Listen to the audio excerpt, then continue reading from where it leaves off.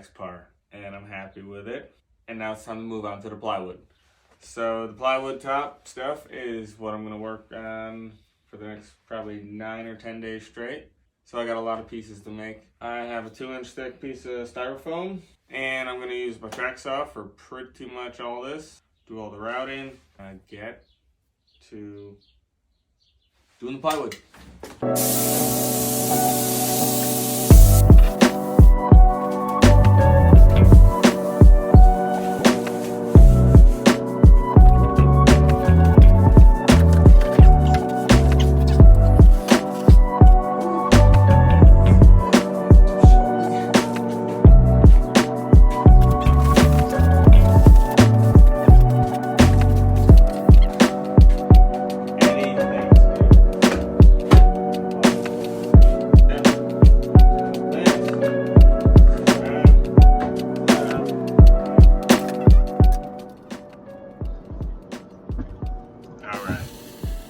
So,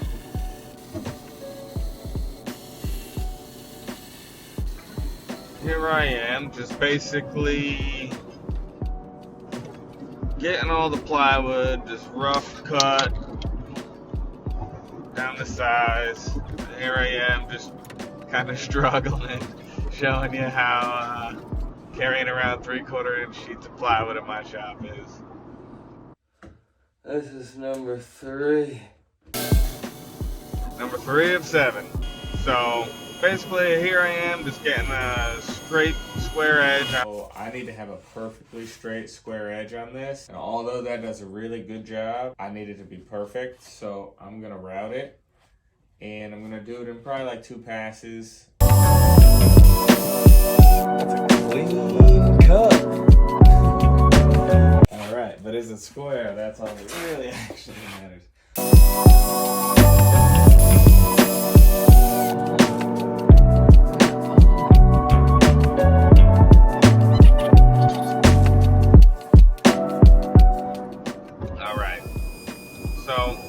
Established a square corner,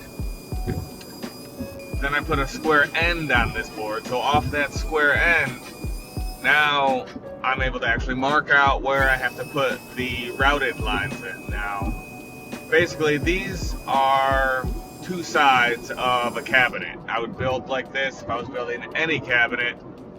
This particular piece is actually a built-in, so it's just over twice the width of double the single side, if you will. So basically, just got home. My dogs get excited.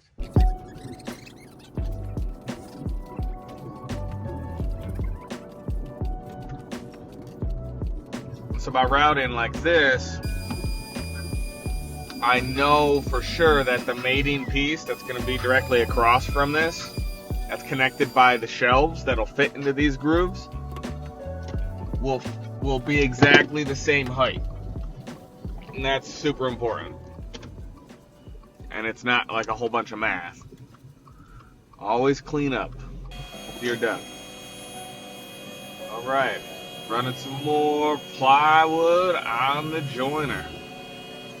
I do have a feather board with a really strong magnet on it. That's how I do that. It works phenomenal.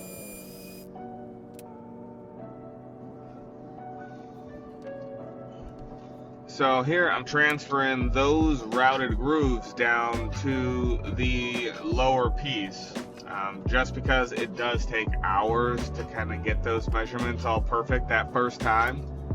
And as long as I have one that's done, I can now transfer that to the other side, because these are just 2 towers. They're identical, but they're on 2 opposite ends of the entire piece of furniture. So by being able to transfer those, now I just get right into my routing, and it's super duper fast. And it just allows you to move forward, and things came out looking great in the end.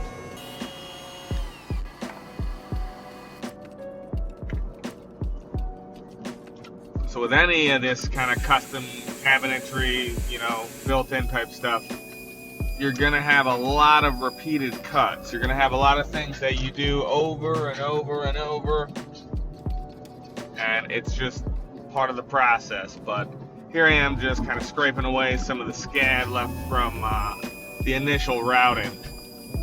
So depending on the direction of your route, you're gonna leave a little tear out, or you're gonna leave a little bit of just wood fibers that'll be sticking up, and that won't allow your router to sit flat. So after your initial cut through plywood, mostly any plywood, you're gonna have to clean that up with a chisel or some sandpaper.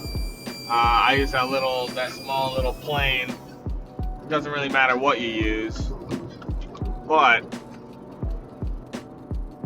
yeah, it's just part of the process. See, now it'll sit flat. I'm not worried about the height difference.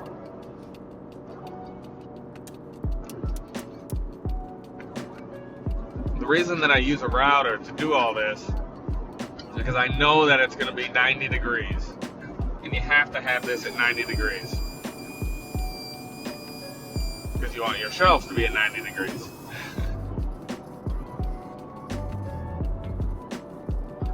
And there we go again, just cleaning up. Yeah, like I said, it's a very repetitive process, but this is what it is. What are you gonna do? Not do it? Look at me go on the jointer.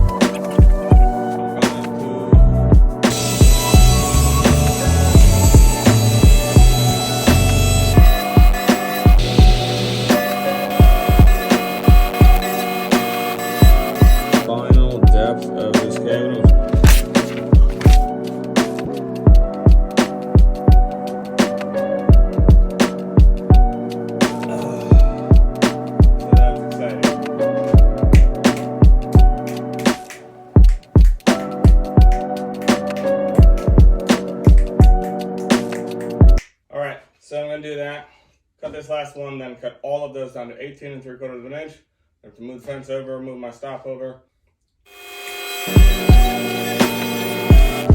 19. No, 19. Number 19, 19, 20, 19, 19. 19. All right, so at this point, what I'm doing is I'm taking every single piece that I've had routed and that I split into a rough width down to its final width or depth, I guess, of the cabinet, and that is 18 3/4 of an inch. The reason that I did all of that the same way I did was just so that this step is a fast, easy, quick way to just finish off the entire process. I don't have double the math. I don't have double the figuring out of where my slots are going to be, because it's all already been figured out, and all I have left to do is just go to my final dimension. Yeah, I mean, there is other ways to do it. Probably better. But I don't know. This is just how I do it. And it works. Mostly. Alright, so here I am taking each of those pieces that I had two sides of, and I'm taping them together. I'm making my own double-sided tape, just so that I can route both of the edges together, and then I can take the opposing edge to the table saw and cut that parallel. So here you can see that I'm cutting two of those pieces. Those are for the center piece to go around the television. And I'm cutting both of them at the exact same time so that I know they are perfect. And how I do that is I put some tape on. I put a little tape on my squaring piece, a little super glue, and then a little accelerator on the big piece. Clamp it for 30 seconds. Now I'm ready to make my square edge.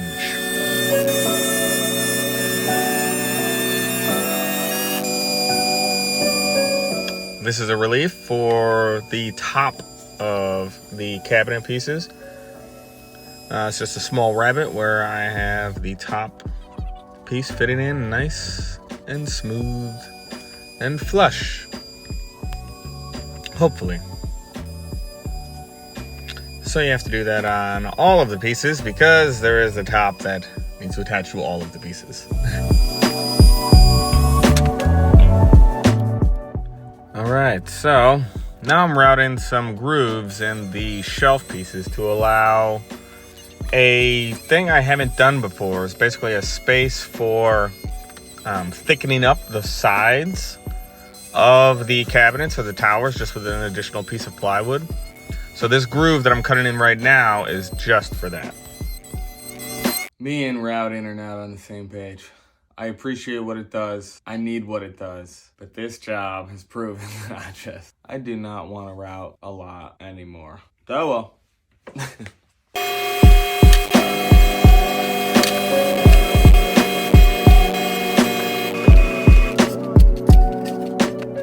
So here we go, almost to the finish line of prepping all of this plywood to be assembled and kind of turned into something. So here I'm just doing a quick final sanding of all the edges of all the pieces that are gonna have to all be assembled eventually, and they have to fit into the slots. So you can't just have a square edge. You almost have to knock each of the edges down if they have to fit into a slot. So that's what I did through all of these. And now you just also have to do the same thing to the big pieces that those shelving pieces fit into, just to clean up any burrs or any flakes of wood grain that might still be sticking out. So here I am just with the final cleanup, and yeah, we'll see how it goes here soon. All right, I'm fitting it into the first slot, realizing I need to use a little bit of a plane to knock a little chamfer in there, and just lets it start in there, and now I can pound it home.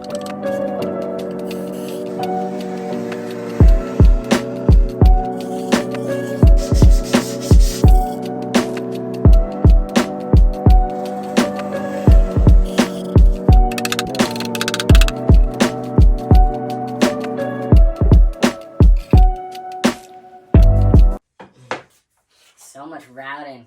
It's so nice to know that I only have a little cutting knife. Yahoo! Wahoo!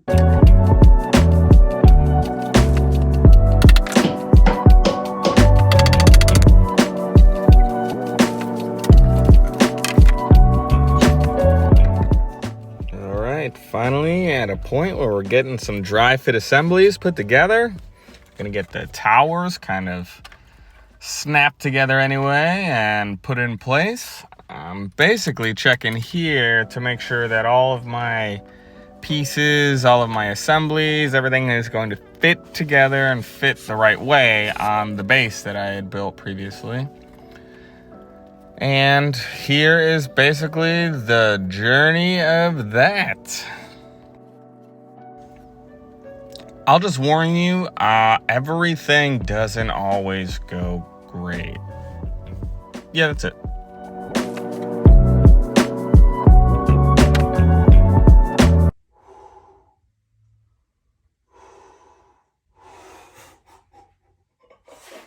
Oh my gosh. Oh man. All I saw was this whole thing just coming down.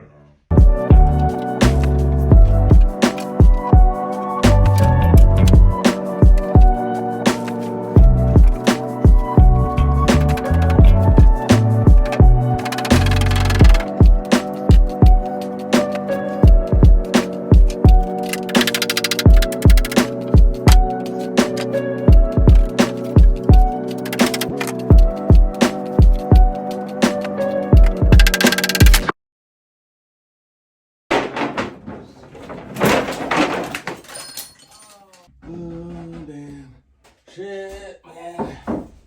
Holy shit. Alright, well, these outfits. Alright. Oh, wow, wow, wow. That was crazy. That could have been so bad. Life comes at you fast. You don't pick up the pieces, you try and put it back together again, you'll just keep accumulating more and more pieces to where you get to the point where you won't be able to pick up those pieces. Don't get mad, fix it, move forward, fix the problem and move forward. Oh well, fix the problem.